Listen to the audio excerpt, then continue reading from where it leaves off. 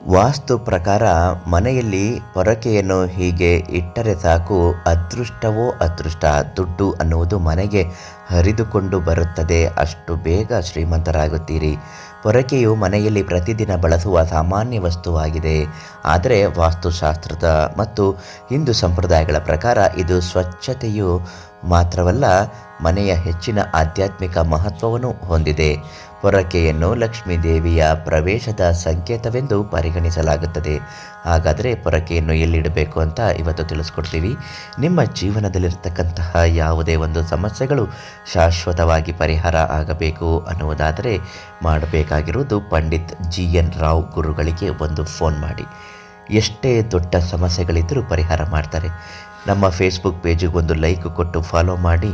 ನಮ್ಮ ಮನೆ ಉದ್ಧಾರ ಆಗಲಿ ಅಂತ ಕಮೆಂಟ್ ಹಾಕಿ ತಿಳಿಸಿ.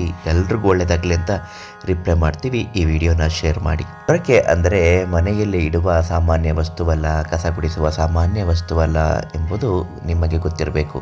ನೀವು ಅವುಗಳನ್ನು ಚೆನ್ನಾಗಿ ನೋಡಿಕೊಂಡರೆ ಸಂಪತ್ತು ಮನೆಯಲ್ಲಿ ಉಳಿಯುತ್ತದೆ ಎಂದು ಹೇಳಲಾಗುತ್ತದೆ. ಆದಾಗ್ಯೂ ಅನೇಕ ಜನರು ತಮ್ಮ ತಮ್ಮ ಮನೆಗಳಲ್ಲಿ ಸ್ಥಳಾವಕಾಶ ಕೊರತೆಯಿಂದಾಗಿ ಅಥವಾ ನಿರ್ಲಕ್ಷ್ಯದಿಂದಾಗಿ ಪೊರಕೆಗಳನ್ನು ನೇರವಾಗಿ ನಿಲ್ಲಿಸುತ್ತಾರೆ. ಆದರೆ ವಾಸ್ತು ಪ್ರಕಾರ ಇದು ಶುಭ ಅಲ್ಲ.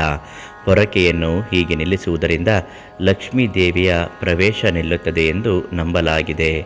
ವಿಶೇಷವಾಗಿ ಅದನ್ನು ಬಳಸಿದ ನಂತರ ಅದನ್ನು ಮೂಲೆಗಳಲ್ಲಿ ಅಜಾಗರೂಕತೆಯಿಂದ ಎಸೆಯುವುದು ಸಹ ಗಂಭೀರ ತಪ್ಪು ಎಂದು ವಿದ್ವಾಂಸರು ಹೇಳುತ್ತಾರೆ. ಇದಲ್ಲದೆ ಪೊರಕೆಯನ್ನು ಎಂದಿಗೂ ತಲೆ ಕೆಳಗಾಗಿ ಇಡಬಾರದು. ಇದನ್ನು ಲಕ್ಷ್ಮೀ ದೇವಿಗೆ ಮಾಡಿದ ಅವಮಾನವೆಂದು ಪರಿಗಣಿಸಲಾಗುತ್ತದೆ. ಪೊರಕೆಯನ್ನು ಎಚ್ಚರಿಕೆಯಿಂದ ಮತ್ತು ಗೌರವದಿಂದ ಇಡಬೇಕಾಗುತ್ತದೆ.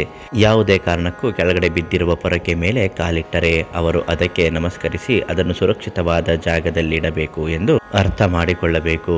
ಇಲ್ಲದಿದ್ದರೆ ಮನೆಯಲ್ಲಿ ಅದೃಷ್ಟ ದೇವತೆ ನೆಲೆಸೋದಿಲ್ಲ. ಪ್ರತಿಯೊಂದು ಮನೆಯಲ್ಲೂ ಪೊರಕೆಗಳನ್ನು ನೋಡುತ್ತೇವೆ. ಯಾವುದೇ ಮನೆಯಲ್ಲಿ ಪೊರಕೆಗಳು ಇಲ್ಲ ಅಂತಲೇ ಹೇಳೋದಕ್ಕಾಗೋದಿಲ್ಲ. ಸಾಮಾನ್ಯವಾಗಿ ಮನೆಯಲ್ಲಿ ಒಂದಾದರೂ ಪೊರಕೆ ಇದ್ದೇ ಇರುತ್ತದೆ. ಆದರೆ ನಾವು ಅದನ್ನು ಹೇಗೆ ಇಡುತ್ತೇವೆ ಎಂಬುದರ ಬಗ್ಗೆ ಎಲ್ಲರೂ ಜಾಗರೂಕರಾಗಿರುವುದಿಲ್ಲ. ಅದಕ್ಕಾಗಿ ಲಕ್ಷ್ಮೀ ದೇವಿಯು ಆ ಮನೆಯಲ್ಲಿ ಸ್ಥಿರವಾಗಿ ಉಳಿಯುವುದಿಲ್ಲ. ಪೊರಕೆಯಿಂದ ಗುಡಿಸಿದ ನಂತರ ಅದನ್ನು ನಿಲ್ಲಿಸಿದಂತೆ ಇಡಬಾರದು. ಬದಲಿಗೆ ಅದನ್ನು ಕೆಳಕ್ಕೆ ಇಳಿಸಬೇಕು ಅಥವಾ ನೇತು ಹಾಕಬೇಕು ಎಂದು ಹೇಳುತ್ತಾರೆ. ಸಾಮಾನ್ಯವಾಗಿ ಇಂತಹ ತಪ್ಪುಗಳು ಏನಾದರೂ ಆಗ್ತಾ ಇದ್ದರೆ ಅದನ್ನು ಮೊದಲು ಸರಿಪಡಿಸಿಕೊಳ್ಳಬೇಕು. ಇಲ್ಲದಿದ್ದರೆ ಕಷ್ಟ ಆಗುತ್ತದೆ. ಪೊರಕೆಗೂ ಸಹ ಒಂದು ಗೌರವ ಅನ್ನುವುದು ಕೊಡಬೇಕಾಗುತ್ತದೆ.